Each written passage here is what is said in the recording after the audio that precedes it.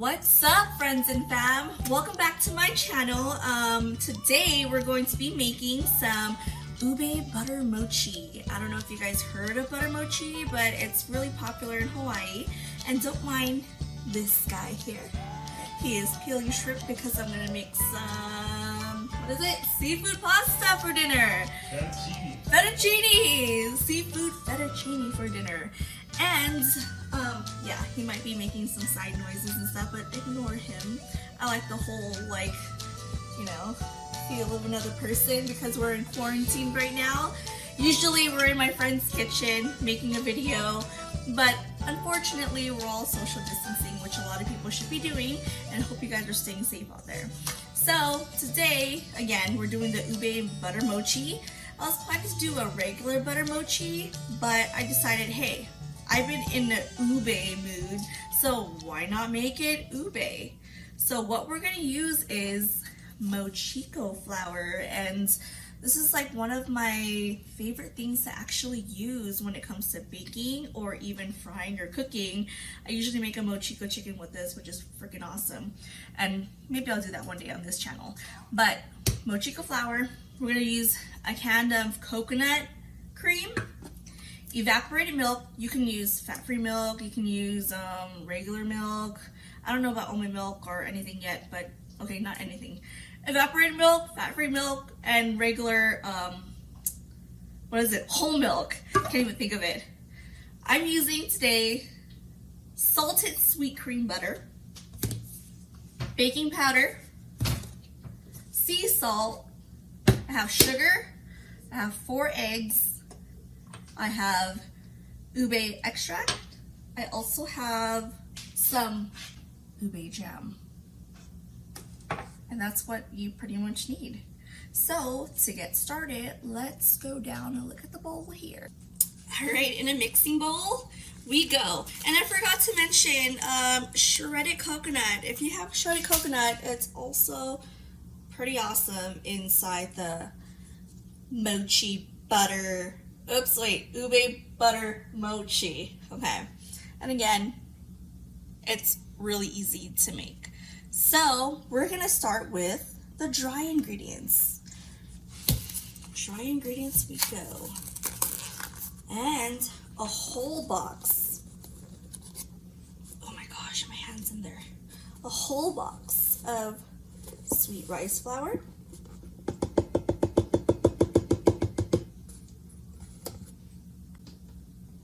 We're gonna add in 2 cups of sugar, 1 cup, and 2 cups. All right, and now we're going to add in 2 teaspoons of baking powder. I'm using the double active baking powder, but if you have regular, that's perfectly fine too. If there is a regular, I'm not a baker. 1 teaspoon of, what was it? Salt. Sometimes you don't have to put salt. You can. I think salt enhances the flavor in a lot of baking recipes. So I say, hey, use it, right? So with the spatula, I'm going to be mixing the dry ingredients together. And let's just say you don't have the Mochiko flour. Can you use rice flour? Well, obviously this is rice flour, but this is sweet rice flour. You can. If you have sweet rice, you can grate it up into a fine flour, powdery, what is it, texture? You guys, I can't even think. Quarantine really got to me. All right, okay. All right, so now that our dry ingredients are mixed up well, you want to add in your 2 cups of evaporated milk,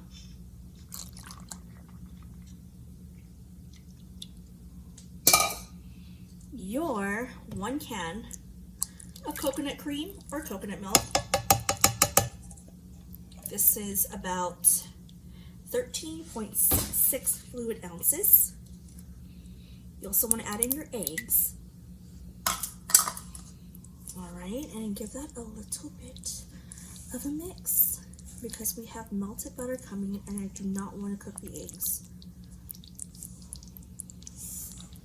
Yeah, you don't want to cook the eggs when you're doing this. Alright, so when it's kind of mixed like this,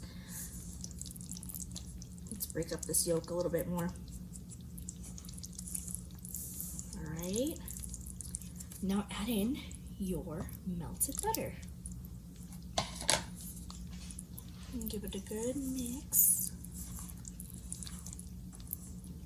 Just so it doesn't really cook the eggs.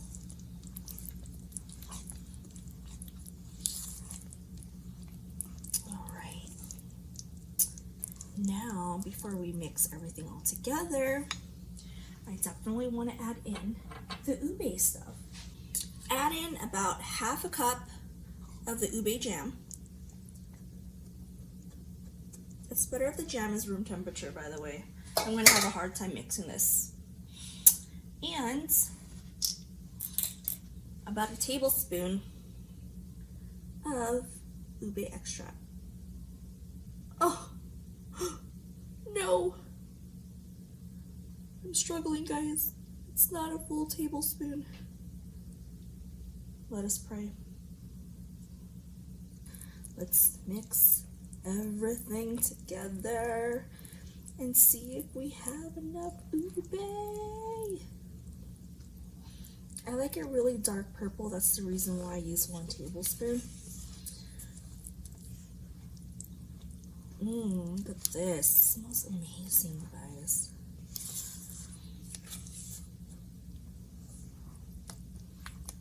All right, look at this. Look at that purple coming out.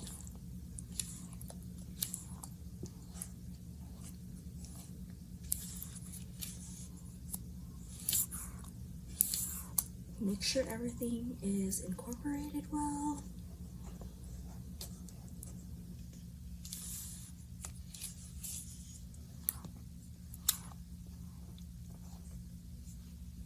I like to do this by hand because you don't want to overmix everything. You see little lumps? It's okay. Some people don't think it's okay, but I think it's okay. Again, make this you guys. And that looks good. Look at this. Mochi. And now you guys, you can add some of your shredded coconut. I'm going to add in about half a cup.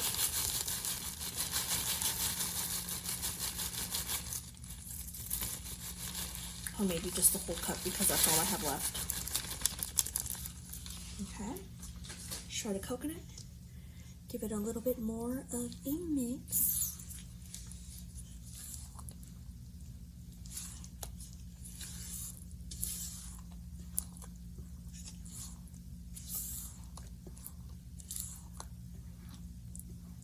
And we're ready to bake.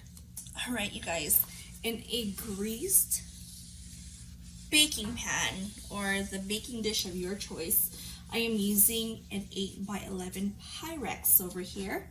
I am going to be pouring this batter inside. It's buttered, by the way, the pan. And oh my god, it smells amazing. Look at this, you guys. Look at that ube lump that I didn't mix well. I will mix it well in here. Ooh.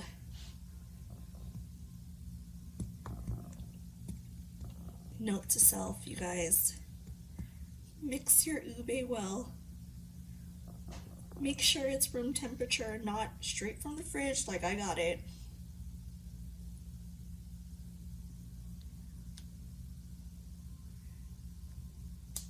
You see that?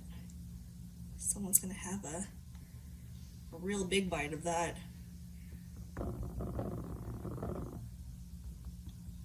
Alright, you guys, that will have to do. Let me scrape this out a little bit. I'm gonna save some of the batter because I am planning to do a ube waffle, mochi waffle with this. See how it turns out. So let's bake this for about 45 minutes to an hour. It really depends on your oven, you guys. I always have to say that because elevation can play a big difference, and your oven can play a big difference in where you live. So let's bake this at 350 for about 45 minutes to an hour. Okay, while that's baking, you guys, I have leftover batter and I am gonna attempt to try to see if it works, if we can make a mochi waffle out of this, because I know a lot of people have been trying to look for the one at Trader Joe's, but unfortunately it's like seasonal. So let's see if it works. Okay, because I love Disney, you guys, and it's sad that Disneyland is closed right now, but I am going to use this waffle iron versus my regular one because I wanted to have a Mickey shape.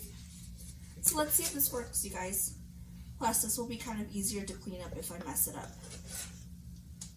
All right.